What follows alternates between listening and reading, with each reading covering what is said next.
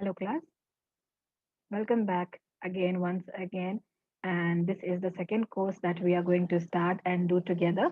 So, we have already done Bible Survey 1, and this course that we are going to do now and study together is the course called Bible Survey 2. So, this is the continuation of Bible Survey 1. So, Bible Survey 1 basically consisted of all the books of the Old Testament. Plus some informations about the background and the land and everything, the social and the political and the spiritual background, everything of the Old Testament.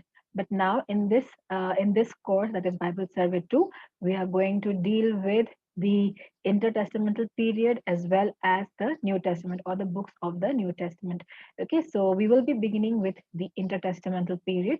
So this class and one more class after this, we will be talking about or studying the intertestamental period. I believe that most of you would not be having much idea of the intertestamental period, okay, or the period between the Old and the New Testament. So, in this course, right in the beginning, right in the outset, the first two lectures that we are going to study and deal with is the intertestamental period. So I hope you all are ready and prepared. So let's begin our class on the intertestamental period. So let me start sharing the screen so that you can follow the notes.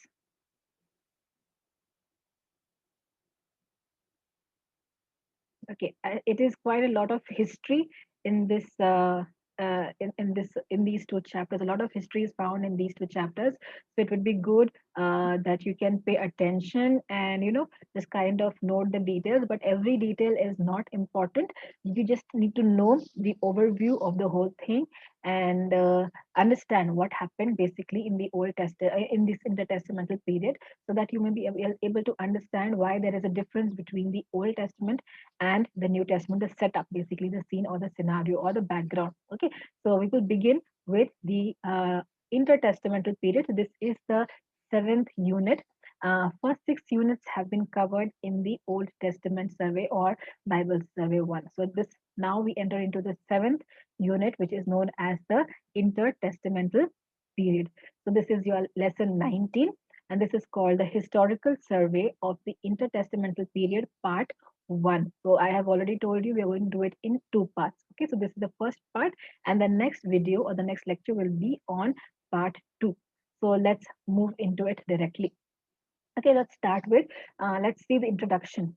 Okay, so the Old Testament ends, as we have seen in the Old Testament, as we were studying the Old Testament. If you have paid attention, you would have noticed it ends, the Old Testament ends with the Jewish community in Judah. So they have already come back to Judah from the exile in Babylon. And now now the kingdom or the reign was of the Persian king. The name of that king was Artaxerxes I.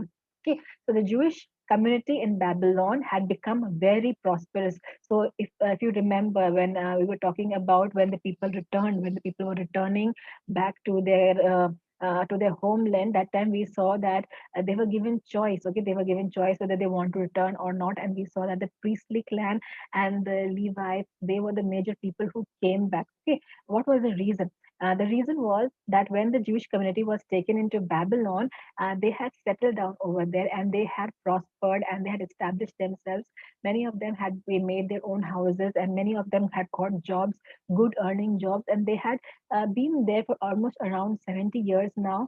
So they did not want to return back to their own place. So only those people who were very desirous of returning to their land, because it was the land of worship and it was the land that God had given them, and the temple was found there. They wanted to rebuild the temple and all those things. They were the people who returned back. So that is why we can see that most of the crowds that returned back were the priestly group of people and the Levites, basically, who returned back, along with some of the people of the other tribes also. So the Jewish community who was settled in Babylon, they had become very prosperous. Some of them have also risen to high positions, and high positions not only in the Babylonian court, but also gradually we can see they rose to high positions in the Persian court also. So they were no longer anxious to return to Jerusalem. So they were satisfied living in the place where they were set to live in. So in Egypt during this time existed a Jewish colony. Okay, at the Elephantine on the river Nile, but the religion there had become quite syncretistic. Okay, so if you remember at the time when they were being taken into captivity, we see at that time Jeremiah escapes along with other people and they go to Egypt. Okay, so that was a region where they settled down in Egypt, and years had passed, generation had passed, and then the Jewish colony had developed in that place. That place is called Elephantine, which is located on the river Nile. But the religion there, okay, so it was not a pure religion, pure Jewish religion, but it had become quite syncretistic. That means they had absorbed many of the other practices also living in that place. Okay, so the Jews moved to different parts of the Persian Empire for business, and they established colonies and possibly even synagogues at every place. So we have to understand that synagogue culture came only after the captivity. Before that, they were worshipping in the temple.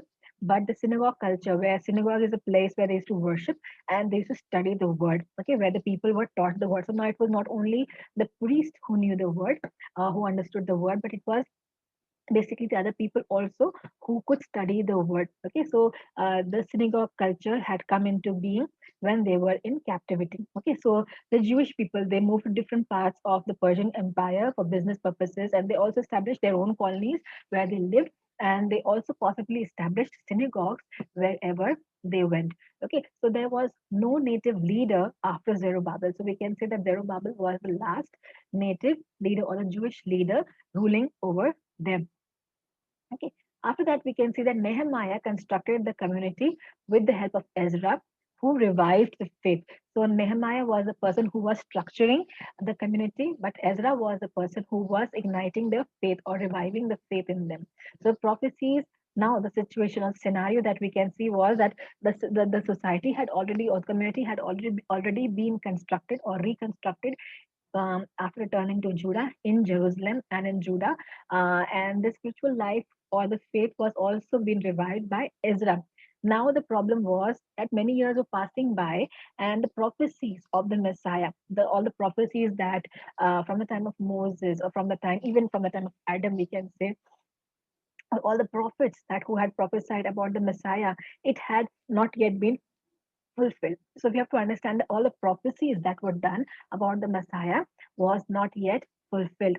Okay, still we can see that the Medo Persians were ruling. Okay, so no word from God after Malachi came to the people, and a difficult life that they were living at this moment, it actually encouraged disappointments in them. Okay, it instilled disappointments in them.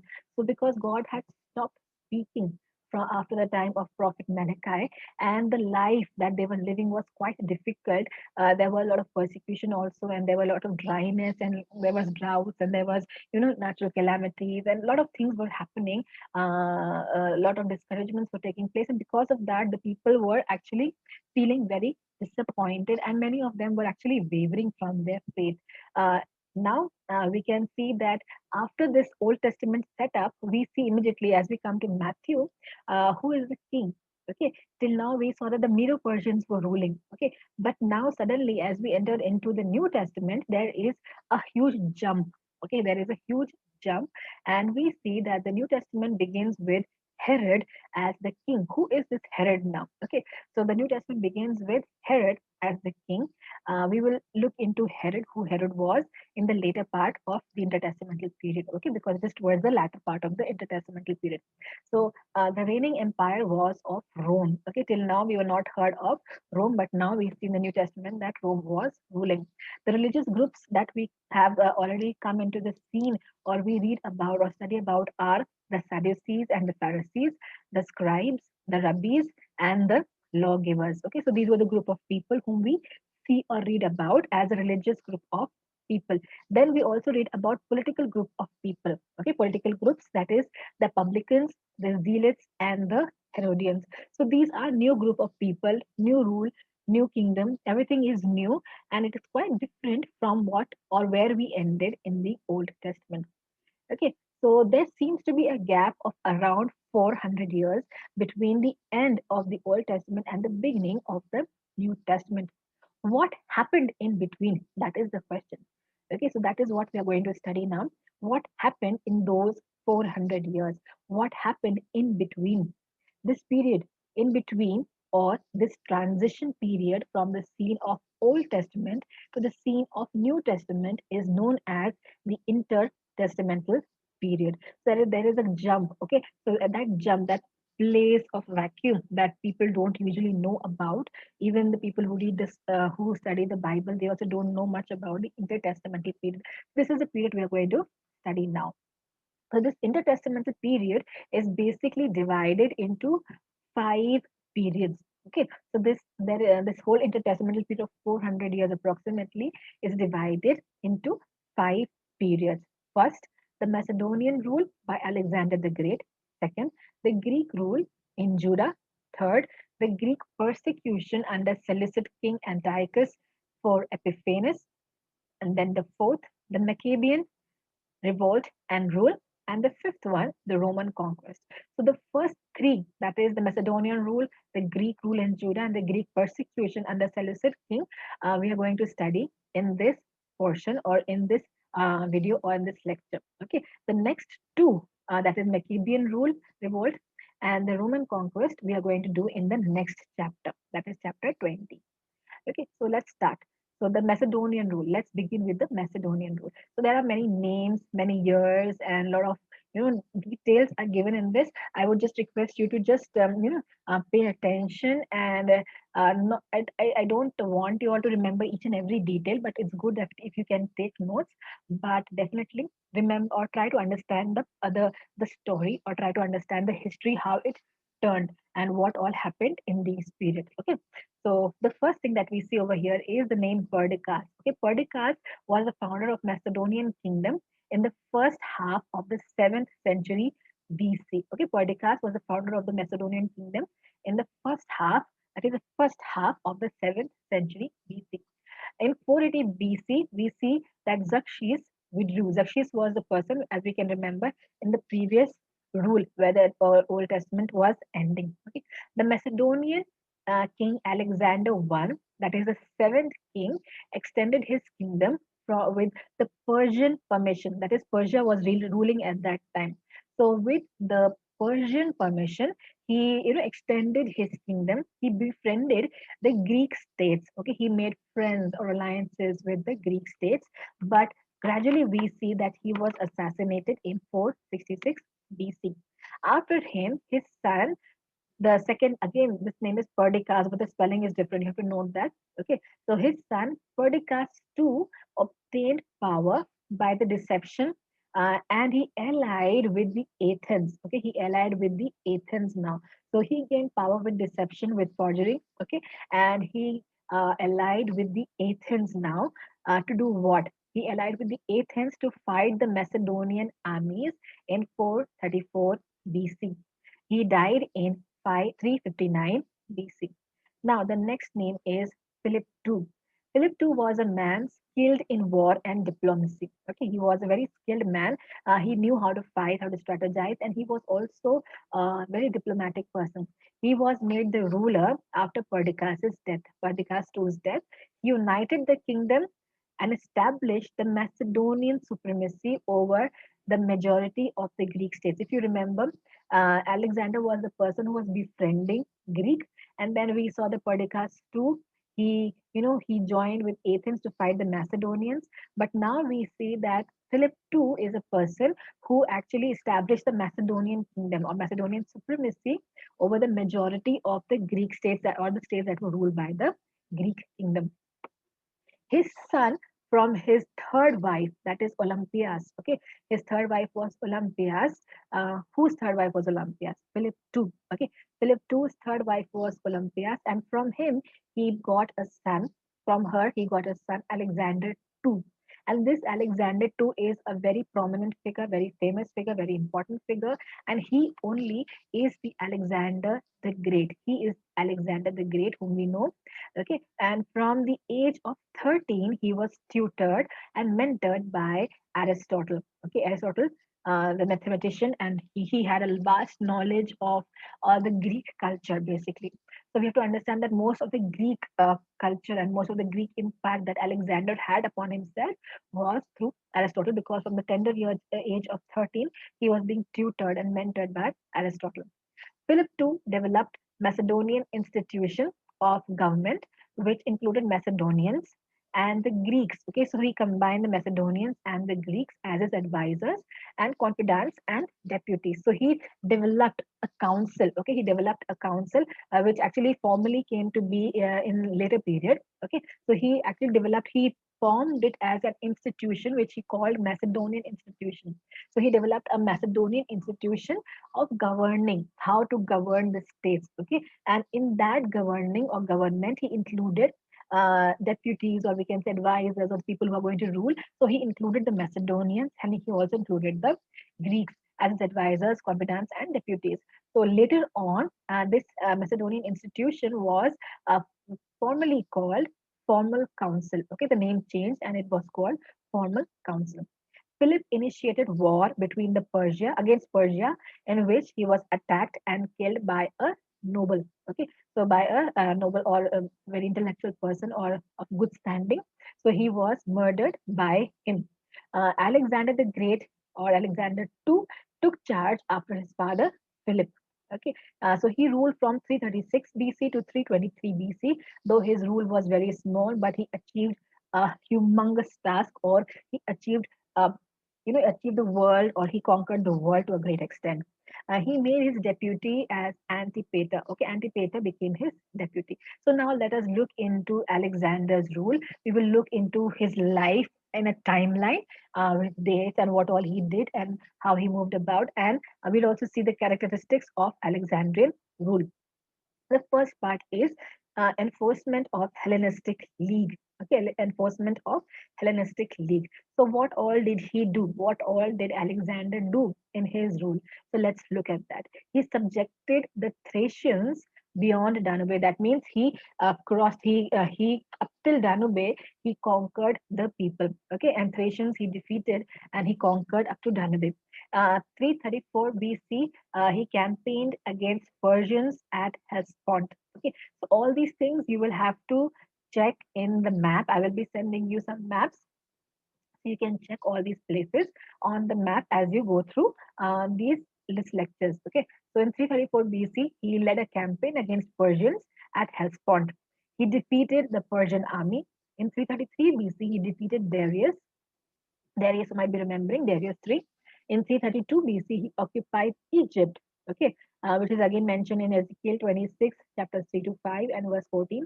Egypt, or the people of Egypt actually welcomed Alexander's rule as they freed them from the Persians. So they were happy with the Alexandrian rule because they wanted to rid themselves of the Persians' rule. So in 332 BC, he defeated Tyre. He laid 6 months siege over there, and then he defeated Gaza, laying 2 months siege over there. It is mentioned in Zechariah chapter 9, verses 1 to 8. And 332 BC, we see that Jerusalem falls, okay, and falls to Alexander, okay, falls to Alexander. Judah and Samaria were also defeated. Judah and Samaria, they were the main cities or places of these kingdoms. So that means northern kingdom and the southern kingdom. So they were defeated. So an ancient Orient era ends and Hellenism begins. So we can see that this rule, or this period of Jews culture, or the ancient Orient era, it ends over here, and now we see a change. Now we see a transition from that to Hellenism. Okay, from the Jewish culture, from this Egyptian rule, and all these things we see now there is a transition, and now the movement is towards the Greek culture or the Hellenism. So in 326 BC, he reaches up to Indus, okay, Indus Valley, that is near India. Okay, he reaches till our country also. Olympias, remember his mother. Olympias informs Alexander that his deputy Antipater, while this was a time when Alexander was out on an errand where he was going for a fight and for a war. And at this time, his mother sends him an information that Antipater, his deputy, is trying to usurp his throne. Okay, so when Alexander comes to know that Antipater is trying to usurp his throne, he removes him from his deputyship and he appoints or installs or he replaces him with Craterus as his deputy. So in 323 BC, Alexander dies at a very tender age, we can see, of 32 only. So he dies in Babylon. So his rule was not very long, but it was very short rule, but he achieved a lot of things in this tender and small reign that we can see. So next thing that we're going to see is Alexander's achievements.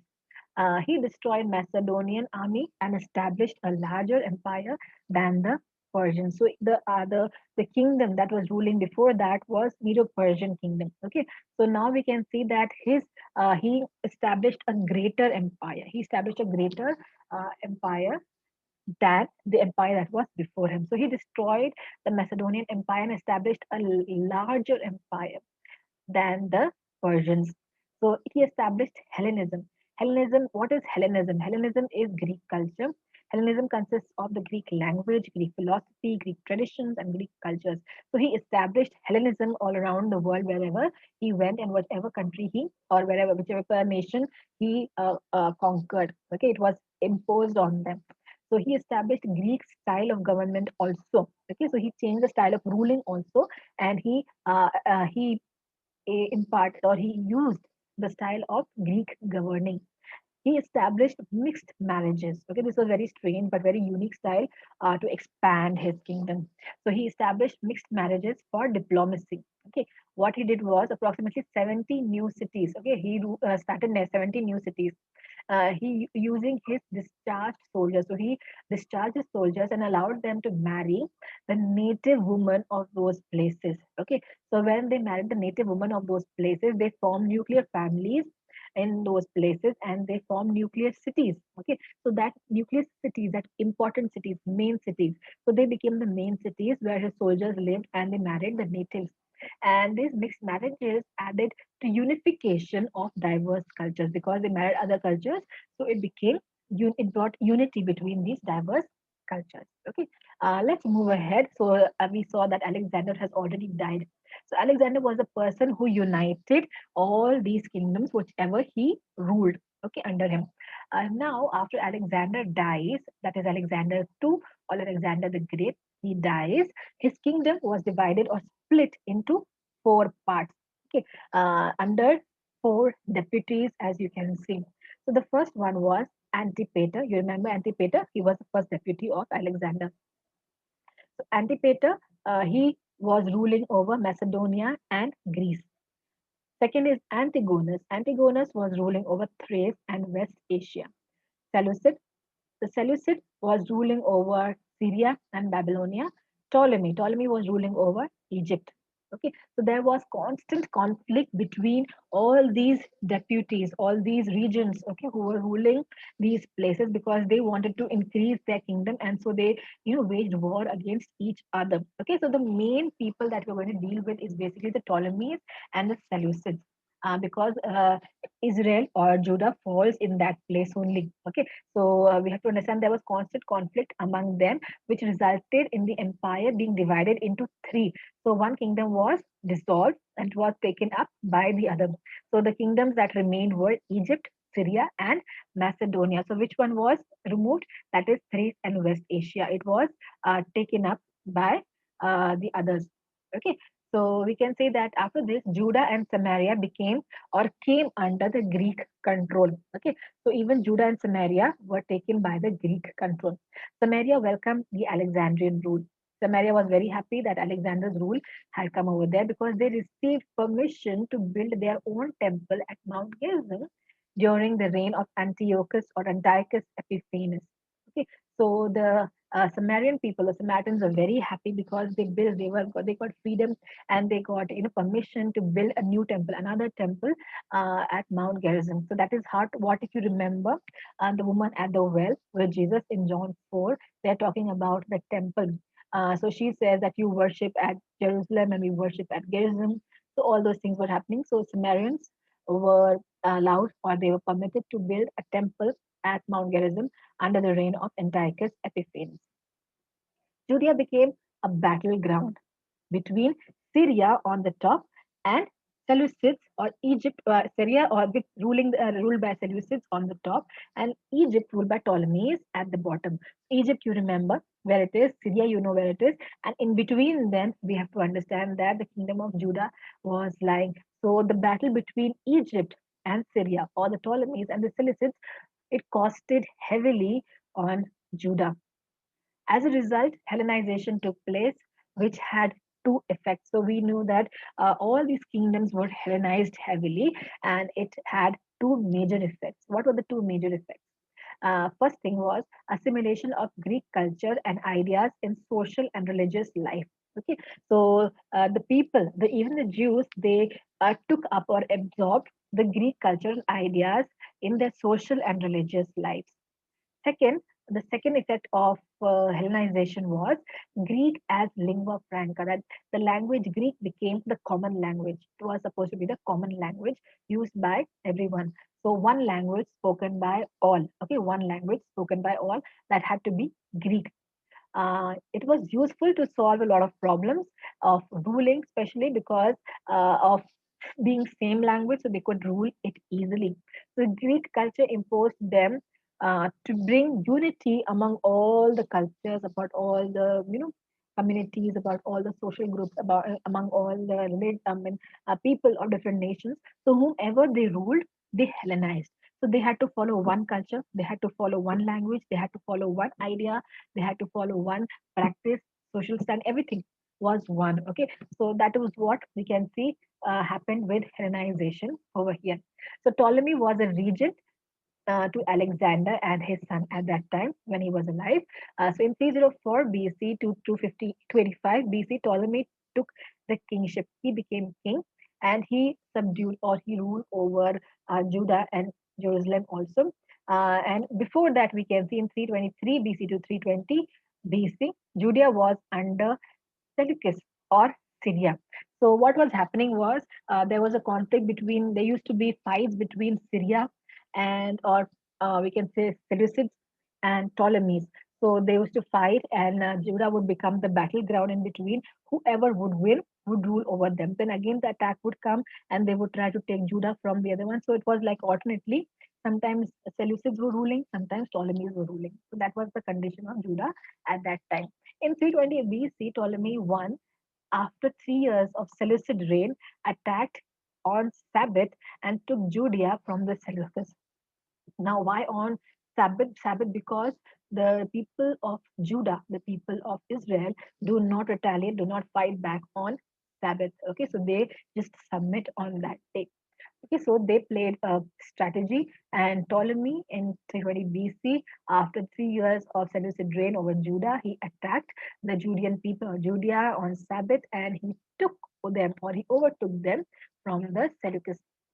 He deported many Jews to Egypt. Okay, so he took many Jews from their native land. He deported them to Egypt. He allowed them to settle in Egypt.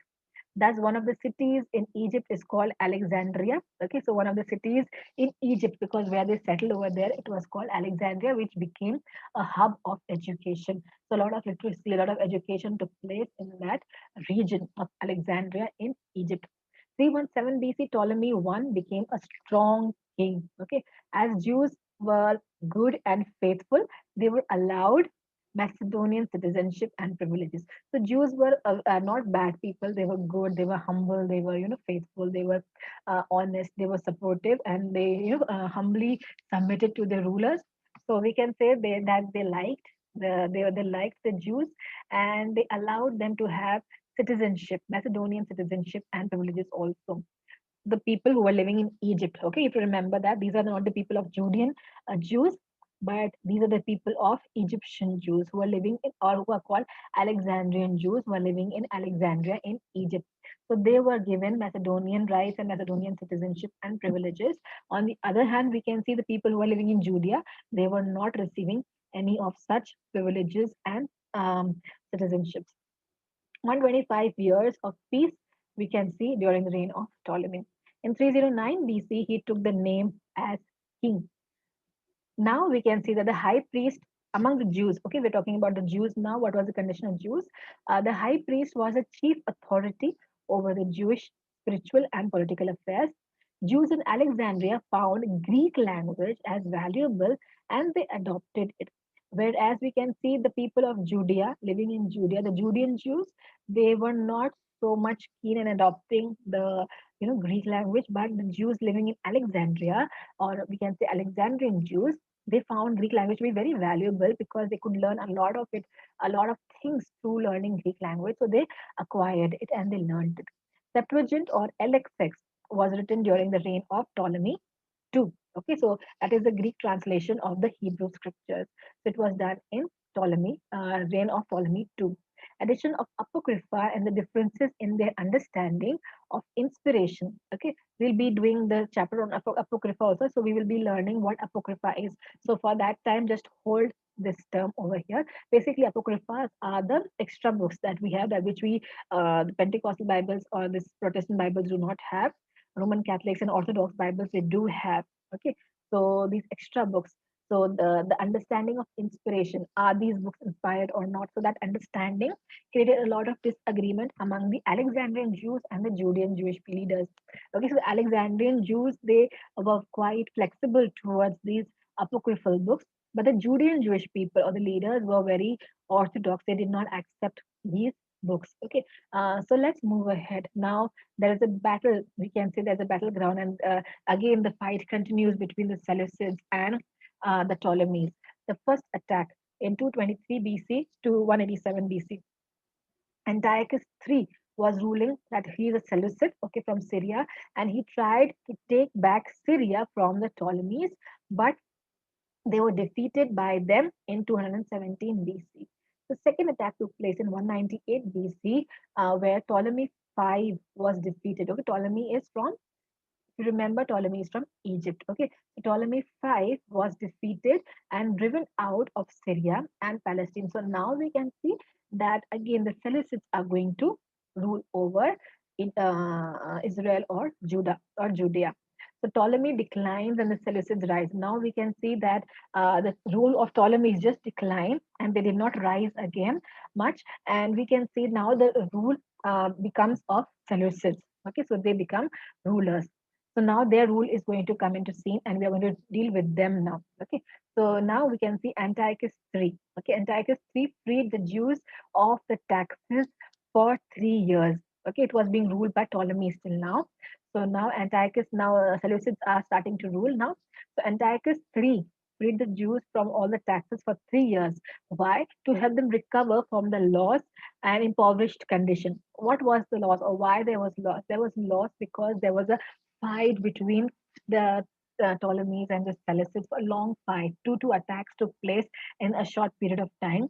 And because of that, the main brunt of it was borne by the Judean land. Okay, so because of that, the Antiochus III, ruler of the Seleucids, he forgave 3 years of taxes. He helped to help them to recover their loss and improve their conditions. He also aided their temple repair. Okay, and he got involved in conflict between Hannibal. Okay, Hannibal was known as one of the greatest commanders due to his strategy. He was one of the greatest commanders in his time, in Antiochus III's time, and he involved in a conflict with between Hannibal of Carthage and the Romans. So he simply meddled in between, and because of that, a lot of things happened. So in 202 BC, Hannibal was defeated by the Romans at Zama. In 197 BC, Macedonian monarch was defeated and Greece became Roman province. In 196 BC, Antiochus makes peace treaty with Egypt and invaded Thrace. In 194 BC, with Hannibal's persuasion, Hannibal, again you remember, that is the most capable commander of in the time of Antiochus III. So with Hannibal's persuasion, he invaded Greek. Who invaded Greek? Antiochus III invaded Greek. In 191 BC, Romans retaliated and defeated them at Thermopylae and again at Magnesia in Asia Minor in 190 BC. They signed now they signed a peace treaty, but had to pay a huge indemnity. Uh, what was that indemnity? They had to give up Asia Minor to them. Okay, they had to give up Asia Minor to the Romans. As a guarantee of the indemnity, Romans carried 20 hostages to Rome. Okay, he carried 20 hostages to Rome, and among those 20 hostages was Antiochus, not Antiochus, Antiochus. Okay, son of Antiochus Epiphanes IV. Antiochus Epiphanes IV is going to be a very important character very soon. Okay, so we'll be talking about him very soon. So his son was taken in as indemnity by the Romans who carried 20 hostages from to Rome from that place. So in reaction to Antiochus III, in reaction we can say Antiochus III imposed heavy taxes on the Jews. So they could not do anything to the Romans, so they removed their anger on Jews, and they try to get back what, or basically take things from Jews so that they can replenish their own kingdom. So in 187 BC, Antiochus III died, succeeded by his son Seleucus IV Philopator. In He helped Jews as instructed by Antiochus III. So his father, if you remember, in his initial years, he was helping the Jews for 3 years. He built a temple, or just to repair the temple, and he allowed them to, be tax free and all those things. So his son also followed his lines, Antiochus III's instructions. Okay, so in 175 BC, he was murdered by his own minister. Now, this ends over here. Now we start with the third part over here. The third part, or the third period of the intertestamental period. And this period is called the Greek persecution by the Seleucid king Antiochus IV Epiphanes. Okay, this is a very important period, and we'll deal with it just now. So Antiochus III was lenient to the Jews in the beginning, but later we see that because of the conflict with the Romans, he became cruel, and he started harassing the people of the Jews or Judea. Peak of persecution reached during the reign of Antiochus IV. In 175 BC to 163 BC, Antiochus IV ruled. He loved money. He was just a lover of money and power. That's what he wanted. He called himself Epiphanes or Epiphanes, bodily appearance of God. So what is Epiphanes? Epiphanes means bodily appearance of God. Threatened. He was threatened by the Romans and Ptolemy for Philometor. He defeated. He was defeated by Egypt. Began why? Because both these things happened because he was threatened by the Romans and the Ptolemies, and he was defeated by the Egyptians. What did he do? He also took out his anger on the Jewish people. He began violent attacks on the Jews. He was ruthless. He began a ruthless kind of attack on the religious people, and he persecuted their faith. Okay, he persecuted the faith of the Jews because he saw Greek Jews were enjoying freedom, who were living in basically you can say Alexandria. So the Greek Jews were enjoying freedom and their rights, but which was very different from the Hebrew Jews. So he starts attacking them and ruthlessly dealing with them, and persecution of their faith. All this thing began in the time of Antiochus IV Epiphanes. He was a thorough Hellenizer, so he imposed strongly all the Greek practices.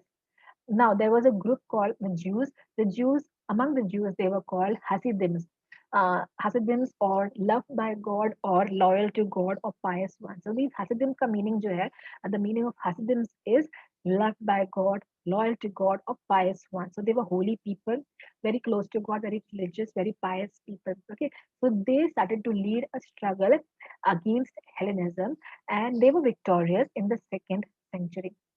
They later became Pharisees, or separated ones. So, who were these Pharisees? So, these Pharisees were the Jewish people who were called Hasidims, or the holy ones, or the loved ones, or the pious ones, or the loyal to God, who actually rebelled against Hellenism at one time.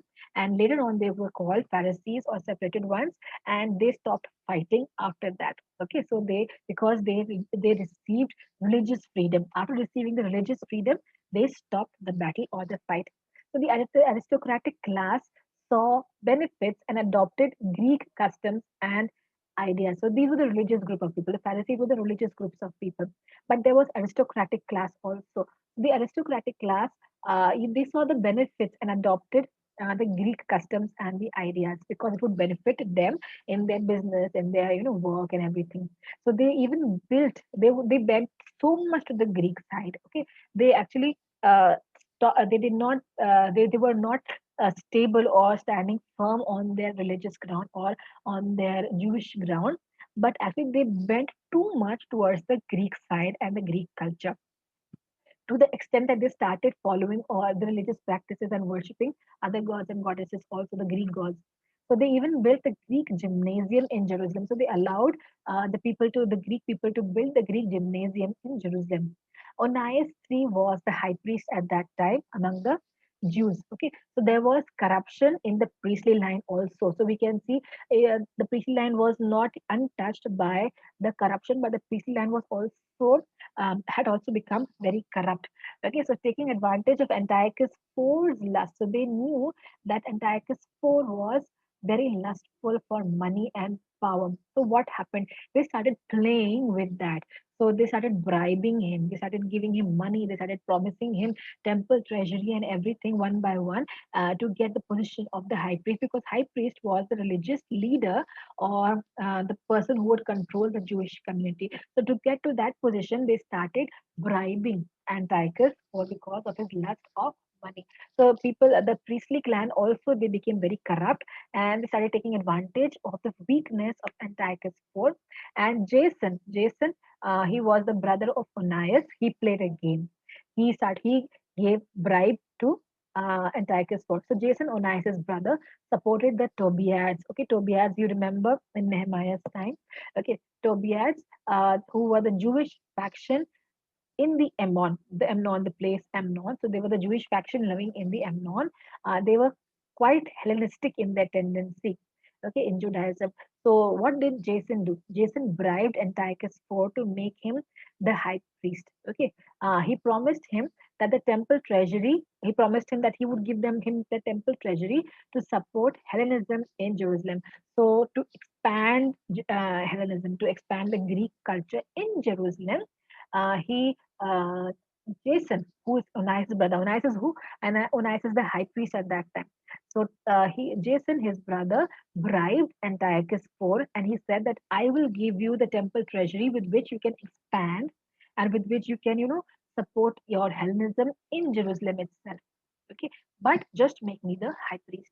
So he accepted the offer. His office lasted for 3 years. Antiochus IV built a sports stadium in Jerusalem with the treasury that he received from the temple. Many priests left their duties and joined sports as they received special privileges and rights. So when they were working as priests, they were not getting those privileges, they were not getting those supports, and they were not getting those rights and what they wanted, the benefits. So they left the duty of their priesthood and they joined the sports, the stadium, as we can see over here. So they joined the stadium over here. So these sports were very closely associated with the cult of Greek god Hercules.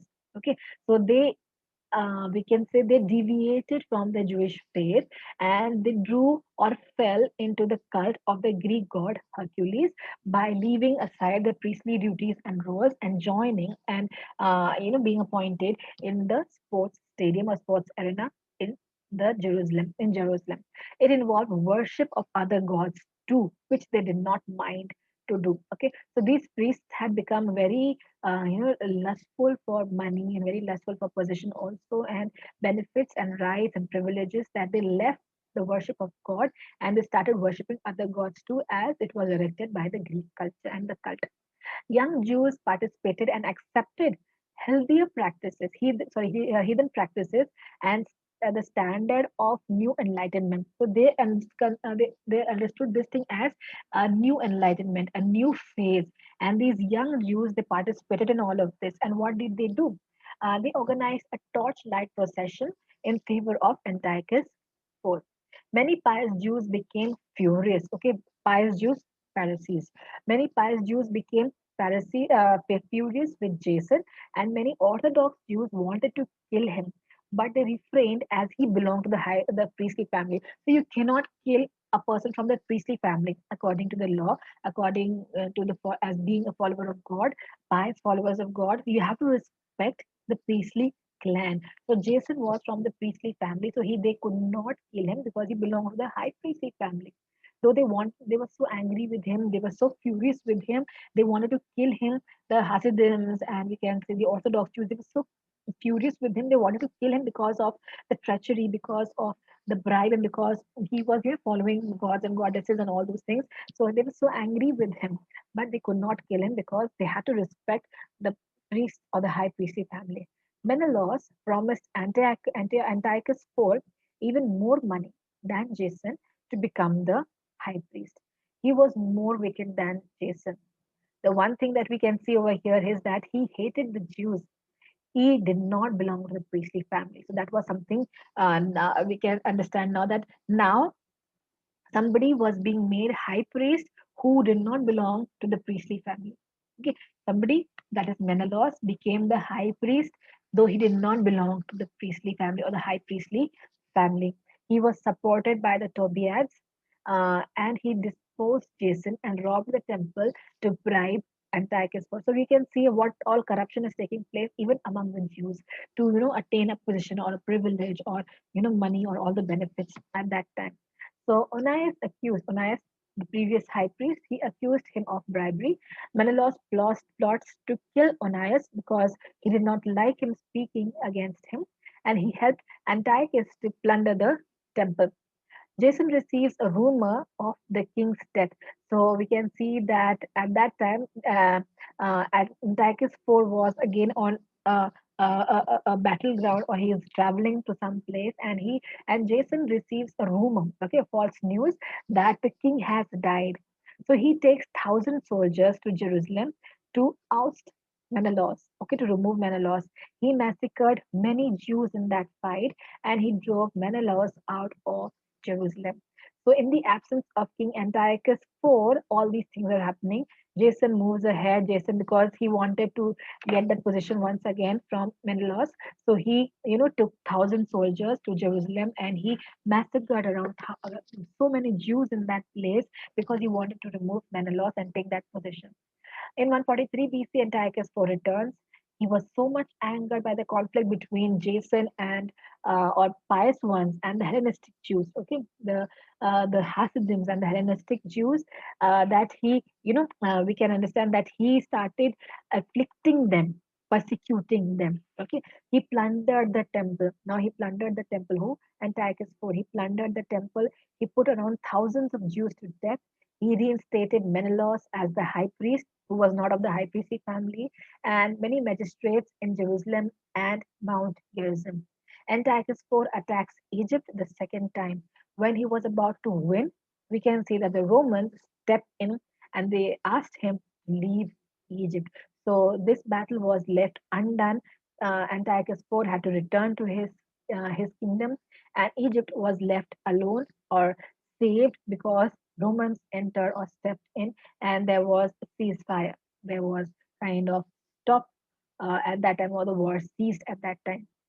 But in anger, now again, Antiochus IV becomes very angry because he could not defeat Egypt and the Romans had stepped in. So, what does he do? Now, again, he attacks the Jews. So, we can see that everything that is happening to the Seleucids or the Ptolemies, so everything that they are being defeated or they are having loss or anything, so all their anger would befall on the Jews. Okay, so but in anger, we can see that he attacked Jews, he looted them, and he destroyed it. Now, this is the next part we can see is very important part over here. This is an edict called Edict of 168 BC. Okay, 168 BC, Edict of 168 BC. This was made by Antiochus IV Epiphanes. So, what all he decreed in this edict? This is very important because this is the cause of a huge persecution that took place and abomination of desolation that has been mentioned in Daniel also. So, the Edict of 168 by Antiochus IV Epiphanes. Here, he decreed that the Jews were forbidden from following their religious customs. Okay, they were not allowed to follow their religious customs.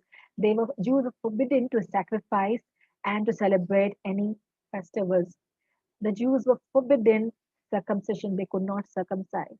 The Jews were forbidden from, and the Jews were all the religious books, okay, the books of the law and all the religious books of the Jews was burned. Okay, the Jews were forced to eat pork. Okay, pork was considered to be haram, or pork was considered to be unclean animal. Pig, okay, it was unclean animal for them in that time. So we can see that they were forced, Jews were forced to eat pork. Disobedience would result in death. So whoever disobeyed Antiochus IV or the decree at that time would be killed or put to death, capital punishment. In 167 BC, Zeus, king of the Greek gods, okay, the most top god, the Zeus god of the Greeks. So the Zeus worship was introduced in the temple in 167 BC. Zeus worship was introduced in the temple. The statue of Zeus was installed in the temple, and swine flesh was offered on the temple altar. Okay, so in the holy place, the most holy place, as we can see, uh, the idol of Zeus god was installed. His worship was installed in the temple, or started in the temple. And the most heinous thing that happened in that place was swine or pig was offered as sacrifice at the temple. This was the abomination of desolation as mentioned in Daniel chapter 9, verse 27, 11, 3, 12, 11. Okay, so these were the verses, and Daniel 8, 10 is the story of Antiochus IV Epiphanes. So the desolation of abomination of desolation was done by Antiochus IV Epiphanes, about whom Daniel talks in his prophecies, or the prophetical book. He was opposed by the Hasidim. So Antiochus was opposed by the Hasidims. So what happened to these Hasidims, or what happened to the people who disobeyed the decree? So we can see some examples that are found in the intertestamental books. Second Maccabees chapter 6 verses 18 to 13 talks about a story of Eleazar the scribe. He refused to eat pork and was flogged to death. In Second Maccabees chapter 7 talks of a story of a woman and her 7 sons who refused to pay homage and partake in the swine flesh, and they receive the same fate. Probable book of Daniel was written at this time to encourage people to remain faithful till the end.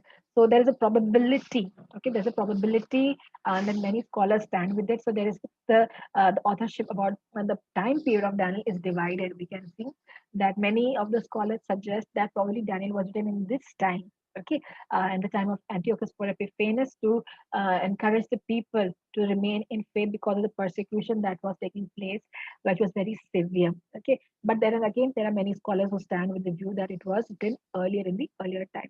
Okay, so this was all in the intertestamental period part one.